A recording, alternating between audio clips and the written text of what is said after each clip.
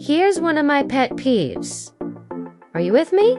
Here we go. I have found over the years that many people who want to get ahead in their careers or start their own business or just make better money generally know that they need to improve their communication skills.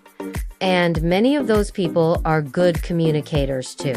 They're excellent writers. They write great emails, reports, proposals, presentations, all of that stuff. But when it comes to speaking, especially in meetings, they often fall flat on their face. And what do I mean by that? Well, I've been in hundreds of meetings in my career, and in the vast majority of them there was at least one person who rambled on and on about something that really did need to be said. Either because it was totally off topic, or it was so obvious that everyone in the room knew it, or they were repeating something that had already been said 3 times during the meeting. And if you're that guy or girl in the room, you're probably thinking, I'm being helpful, right? I'm contributing. But I'm here to tell you that if you're doing any of those 3 things, you are not helping anyone. You're actually doing more harm than good, okay? Let me tell you how I deal with this problem in my meetings. First off, let's talk about the time that you are presenting. So if you're the one who has to present something in a meeting, it's your responsibility to keep the meeting on track. So what does that mean? It means that you need to have a clear idea of what you want to say and practice it before you say it. Now, I am not telling you to memorize everything you're going to say word for word. That's silly. No one wants to listen to someone reading something off of a teleprompter, but I am telling you to plan out what you want to say. If you have slides in your presentation, which you should, then rehearse with those slides. Look at the slides and practice what you're going to say. But don't use the bullet points on the slide as your crutch. Instead, use them as reminders. So, for example, let's say you have a slide like this. Okay, here's a list of 3 things that you can do to stop rambling in your meetings. Now, if you just read off each bullet point, it's boring. But also, ULL get caught up in it and you might just start rambling like you're redoing here. Stop it. I have lost focus. Instead, what you should do is use this slide as a prompt to remind you of the 3 key things you want to say. For example, I would look at that slide and say something like this. There are 3 things that you can do to stop rambling in your meetings. And the first thing is this. And then I would go into detail about that first thing and maybe use an example or 2 to illustrate my point. And then I would move on to the next bullet point, which is this. And again, I would go into more detail about that and maybe another example. And then finally, I would end with this, and then I would finish up my talking points. In other words, you want to go deep rather than wide, if that makes sense. Don't try to cover too much ground. Instead, focus on a few key points and really drive them home. This way you keep the audience engaged and you and get lost in a sea of words. You see, planning ahead will help you stay focused and on track. It will help you keep the meeting moving forward, and it will show the audience that you are in control of the situation. Now, what if you're not the one who is presenting, but you're in a meeting and there is someone else who keeps rambling on and on and on?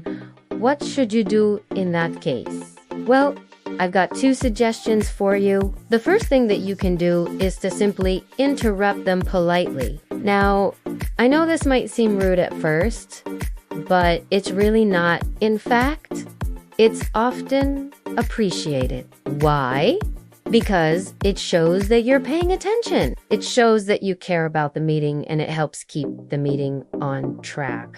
Now, I'm not telling you to just butt in and be rude about it. There's a right way and a wrong way to interrupt someone. Let me show you how to do it right. So let's say someone is rambling on and you want to politely interrupt them. Here's how you do it. You lean forward in your chair and you say something like, "Excuse me, I just want to clarify something." Then you restate what they said in a different way so they know that you're listening. Then you ask a question about it. And then when they respond, you ask for everyone else's opinion. For example, let's say someone says, "We should really focus on improving our social media presence in the coming year." Okay, that's great. But how exactly do we plan to do that? Then I would turn to the person on my right and I would ask them for their thoughts. And now you see how I did that, right? I leaned forward in my chair. I said, "Excuse me, I just want to clarify something."